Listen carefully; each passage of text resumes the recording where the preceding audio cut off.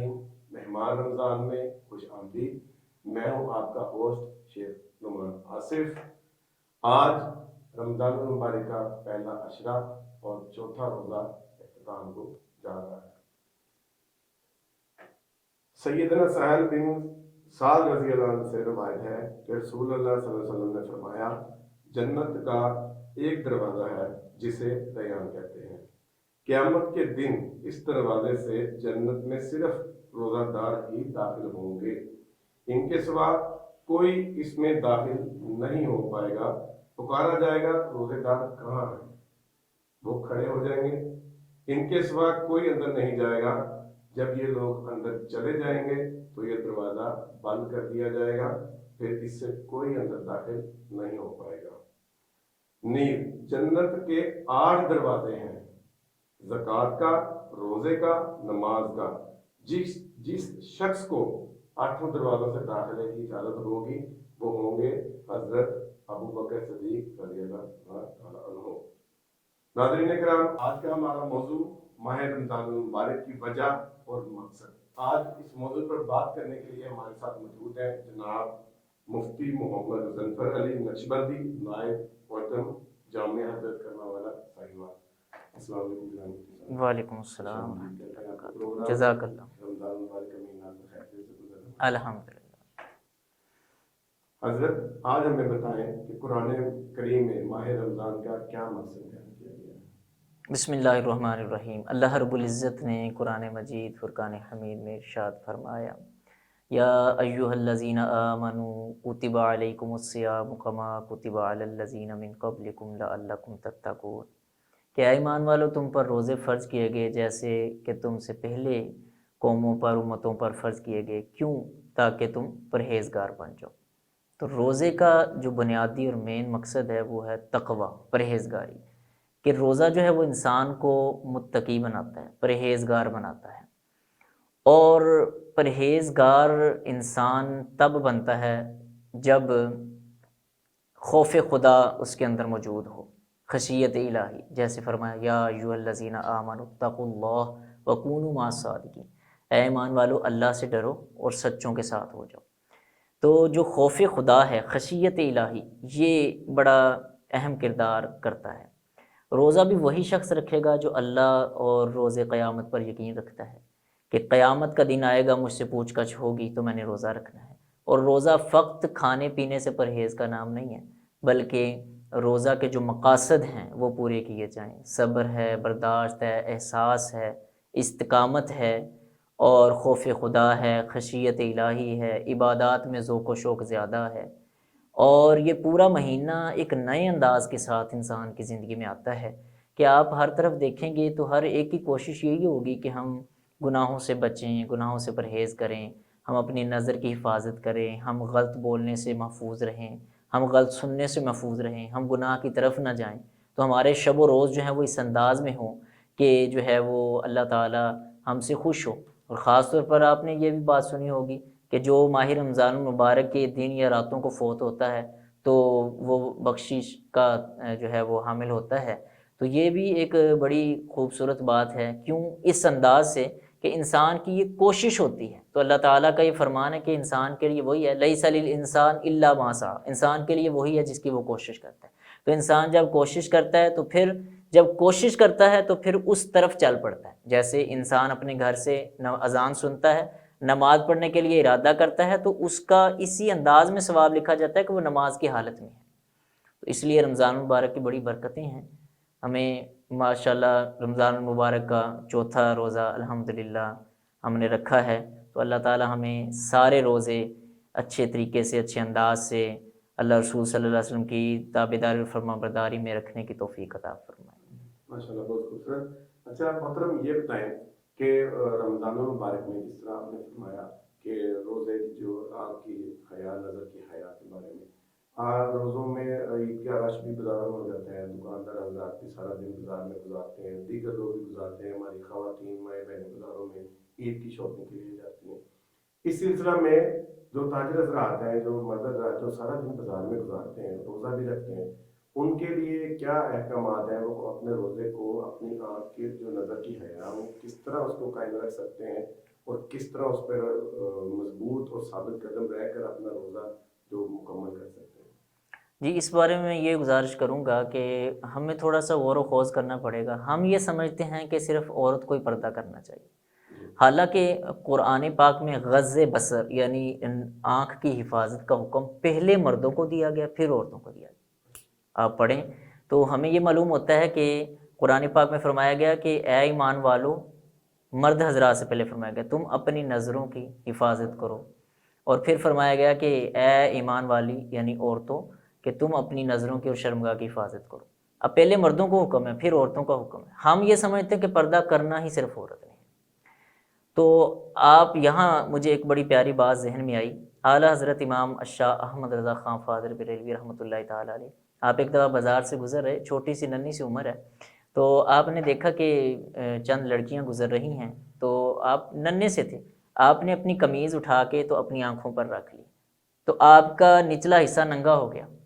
تو پوچھا اس سے، بھائی آپ اپنی آنکھوں کی تو حفاظت کر رہے ہو، اپنی شرمگاہ کی حفاظت نہیں کر رہے. وہ کہتے اس آنکھ نہیں دیکھنا. جب میں نے اپنی آنکھ کو ہی محفوظ کر لیا تو پھر جو ہے وہ شرمگاہ کی طرف یا گناہ کی طرف دیکھنے کی جو ہے وہ قوت ہی پیدا نہیں ہوگی.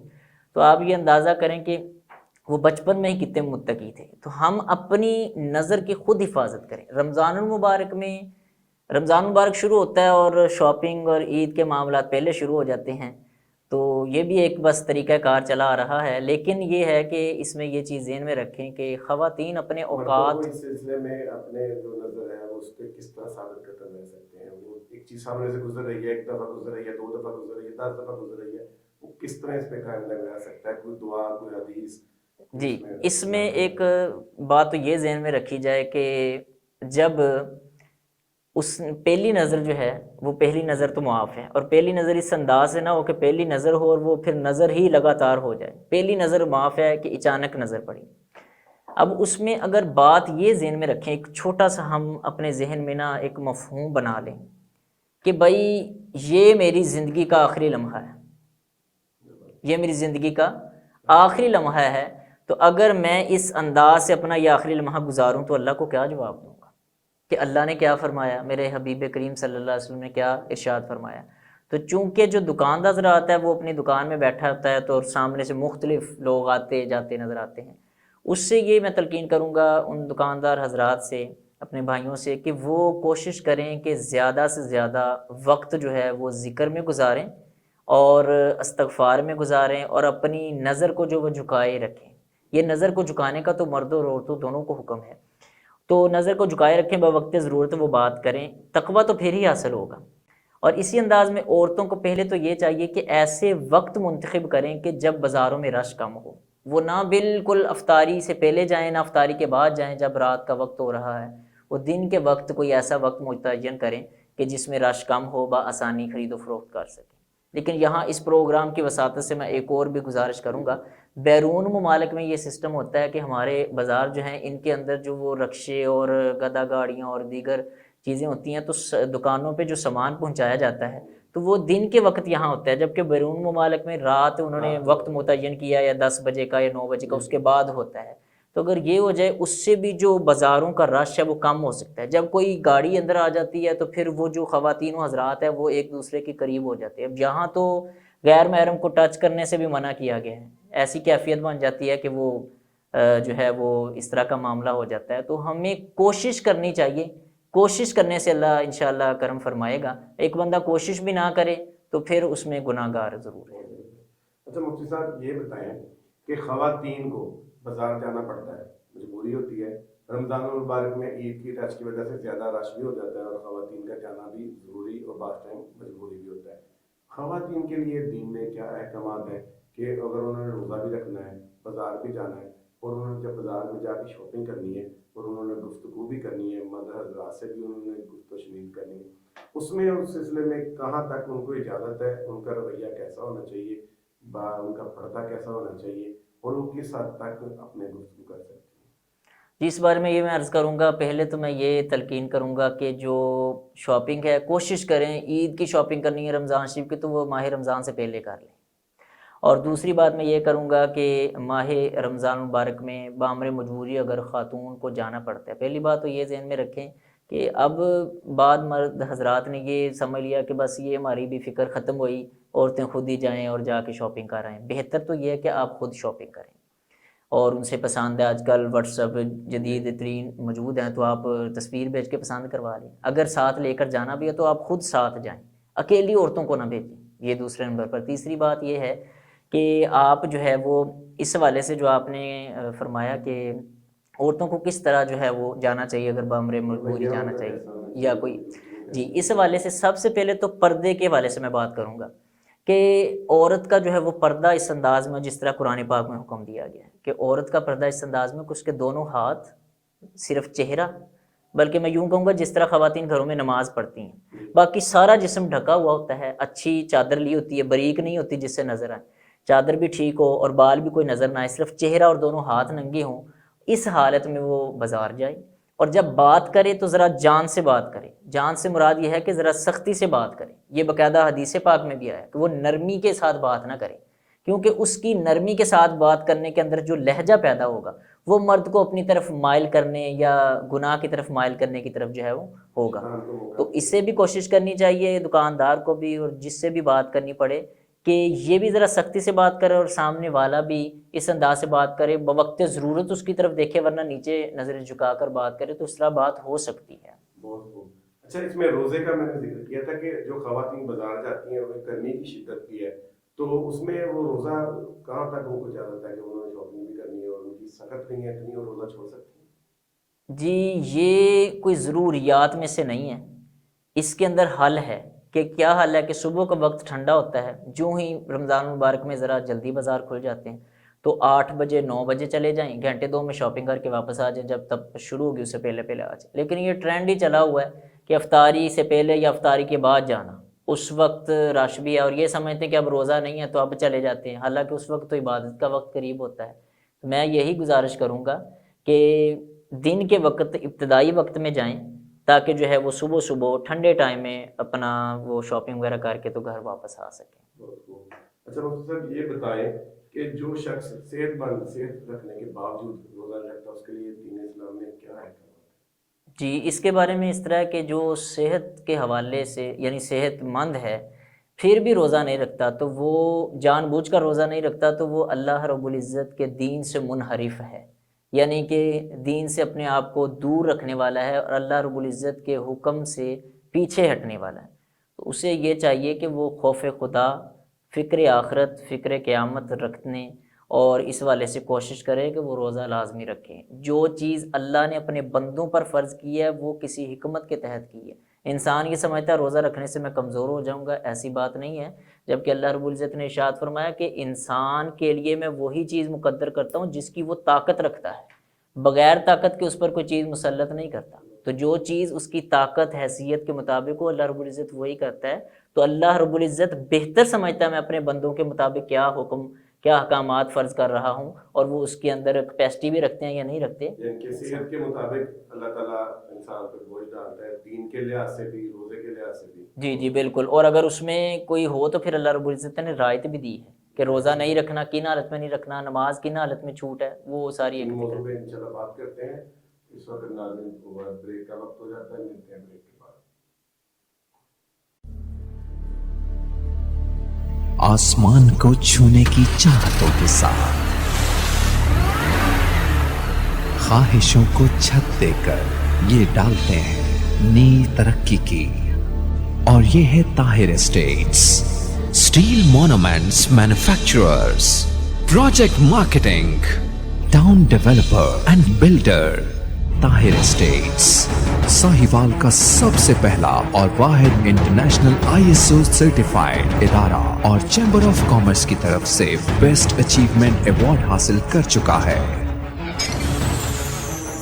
جنہوں نے ساہیوال میں ریزیڈینشل اور کمرشل پراپرٹی میں مارکیٹنگ کو دی ایک نئی پہچان۔ ساہیوال میں کامیاب projects, Jeevan City, Safari City Okara, Al Razzaq Villas, Eden Garden, Gulshan Zainab, Farid Avenue, Alhamra Block, Sahiwal Estate, and new project in Arifala Defence City Housing Scheme.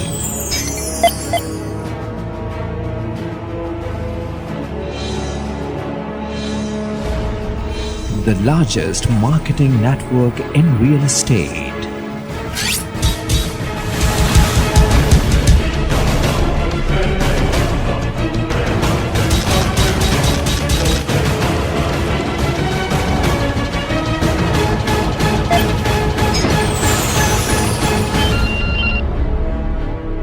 Tahir Estates, Commercial Plaza number 1, Jeevan City Phase 1, Main Mudhali Road, Sahiwal.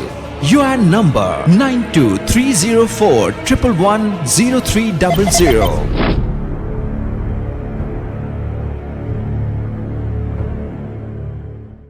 जी तो welcome back.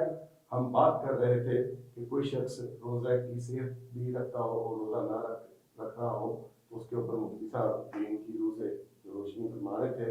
इस programme को आगे बढ़ाते हुए हम मुफ्ती साहब से मज़ीद बात करेंगे। मुफ्ती साहब, हम बात कर रहे थे कि बाज़ारों के हवाले से ख़वातीन जब बाज़ार में जाती हैं और मर्द हज़रात भी बाज़ार में जाते हैं, जिस तरह ईद करीब आती है, रश बढ़ जाता है, बहुत ज़्यादा रश बढ़ जाता है। उसमें बहुत सारे हमारे अंदरून बाज़ार भी होते हैं जिसमें तंग गलियाँ हैं, तंग बाज़ार हैं, ख़वातीन का वहाँ पे जाना भी ज़रूरी है। आपने फरमाया था कि कोशिश करें खुद साथ दें। बहुत सारे मसाइल ऐसे होते हैं, नौकरी के मसाइल होते हैं, ख़वातीन के साथ नहीं जाया जाता। उसके साथ ख़वातीन जब बाज़ार में रोज़े के साथ जाती हैं, जब खुदा न खास्ता उनको लगे कि मेरी तबीयत अब इजाज़त नहीं दे रही कि मैं इस रोज़े को बरकरार रख सकूँ, उसके लिए क्या करूँ? रोज़ा जो रख लिया है उसे तो तोड़ना नहीं चाहिए, वो तो कमा हक़्क़ुहू पूरा करना चाहिए।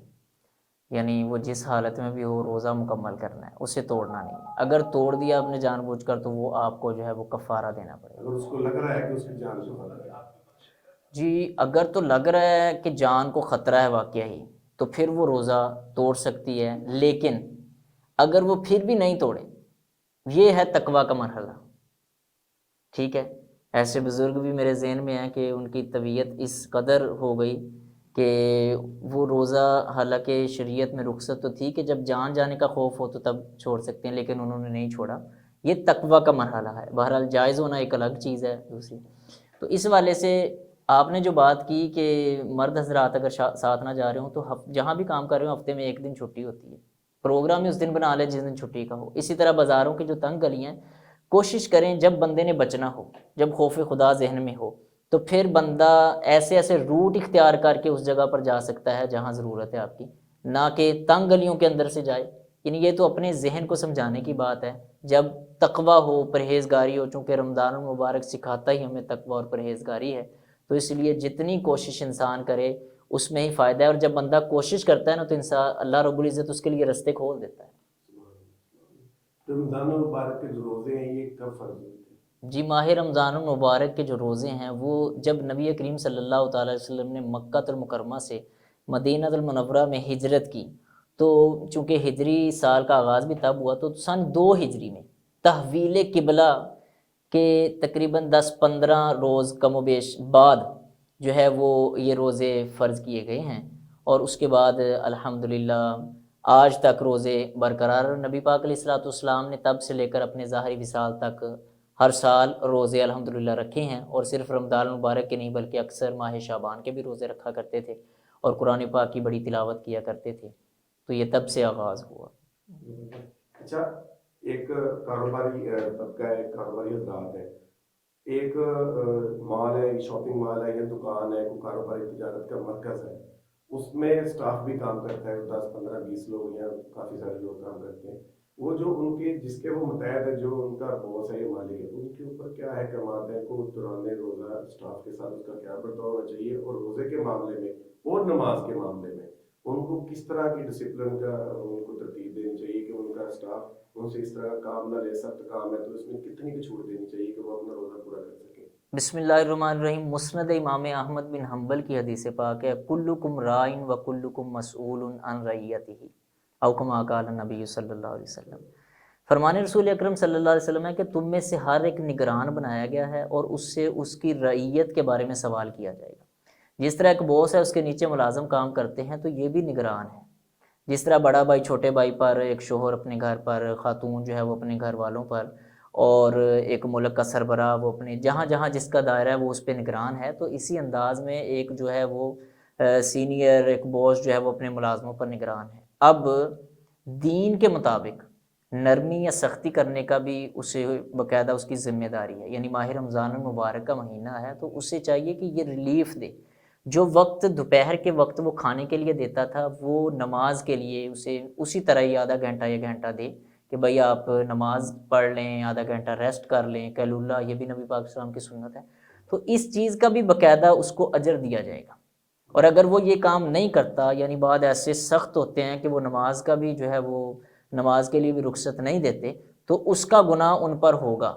بہرحال یہ کوشش کریں انہیں کہنے کی، لیکن اگر نہیں کہہ سکے، یعنی کوئی ایسی مجبوری بن گئی ہے تو وہ اندر سے وقت نکال کے یا پھر اس کی قضائی بعد میں تو وہ تو ٹھیک لازمی ہے۔ ہے۔ اس میں دیکھا جاتا ہے کہ بعض دکانوں پہ دیکھا ہے ہم نے کہ لوگ دکانوں پہ ہی نماز ادا کرتے ہیں، مثلا اس لیے نماز دکان پہ ادا کرتے ہیں کہ ایک تو وہ سمجھتے ہیں کہ ہم اٹھ کے جائیں گے، ہمارے 20-25 منٹ جو اس میں لگ جائیں گے، اس دوران ہم جلدی اپنے دکان پہ بھی بیٹھ جائیں گے اور نماز بھی ادا ہو جائے گی، اور اسی طرح اپنے ملازمین کو بھی وہ ان کا ہوتا ہے کہ وہ دکان پہ نماز ادا کر لیں۔ اس میں کیا فضیلت ہے کہ تو مسجد میں جانا، اس کے اوپر ٹائم کا دیکھنا اور دکان پہ نماز ادا کرنا، اور اس لیے بعض لوگ بھی میں نے دیکھا کہ وہ ان کو نہیں جانے دیتے کہ یہ جب نماز پڑھنے جاتے ہیں تو کافی ٹائم ضائع کر کے آتے ہیں۔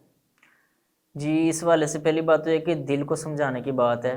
جو عرب ممالک ہے وہاں تو اس دوران جو ہے وہ دکانیں بند کر دی جاتی ہیں اور نماز کے لیے وقفہ دیا جاتا ہے، لیکن اگر نیت نیک ہو، اس میں اس طرح ہے کہ بھائی ادھر ہم نماز پڑھیں گے تو وقت بچے گا، جی جی جی، یہاں وقت بھی بچے گا، اور دوسرا ہے کہ ہمارے نماز پڑھنے سے کوئی دیکھا دکھی اور بھی جماعت میں شامل ہو جائے گا، تو وہاں اگر جماعت کا اہتمام کر دیا جائے تو یہ زیادہ اچھا ہے، کیونکہ پانچوں نمازیں تو ادھر نہیں پڑھنی ہے، ایک یا دو نمازیں آتی ہیں، تو اس میں دکان کے اندر اہتمام اگر کر لیا جائے نماز کا، تو ان کے اس عمل کرنے سے کوئی اور بھی اگر ساتھ میں شامل ہو جائیں گے تو انہیں ثواب ملے گا۔ یہ ایک اچھا عمل ہے، ٹھیک ہے، ہو سکتا ہے اس طرح۔ ٹھیک ہے، کوئی شخص اس وقت سفر میں ہے، اس کو اندازہ ہے کہ میں اتنے بجے تک گھر پہنچ جاؤں گا، ٹریفک کی بندش یا دیگر کوئی گاڑی خراب ہونے کی صورت میں اس کے پاس کھانے کو بھی کچھ نہیں ہے، افطاری بھی ہو گئی ہے اور دوران سفر ہے، وہ کیا کرے؟ اس حوالے سے اگر تو وہ بس وغیرہ پہ ہے تو وہ عام طور پر بسوں میں اس طرح کا اہتمام ہوتا ہے، یا اگر رش وغیرہ 1 منٹ کے لیے رکے ہیں تو وہ دیکھے اگر کسی کے پاس کوئی چیز ہے تو اسے کوئی میرا روزہ ہے بھائی، افطاری کے لیے اگر کوئی کھجور یا کوئی بھی چیز ہے، افطاری کرنے کا مقصد یہ ہے کہ کوئی بھی چیز جو ہے وہ اس ارادے سے کہ میرا افطاری کا وقت ہو رہا ہے تو وہ کوئی چیز لے لی تو اس میں کوئی حرج نہیں ہے، لیکن اگر کوئی ایسی صورت ہے کہ کوئی چیز بھی نہیں مل رہی تو پھر جو ہی قریب وہ اترتا ہے تو وہ اس وقت کر لے، روزہ اس کا ہو جائے گا۔ کوئی روزہ افطار کرنے کے کتنی دیر بعد فوراً اٹھ کے نماز کے لیے جانا چاہیے؟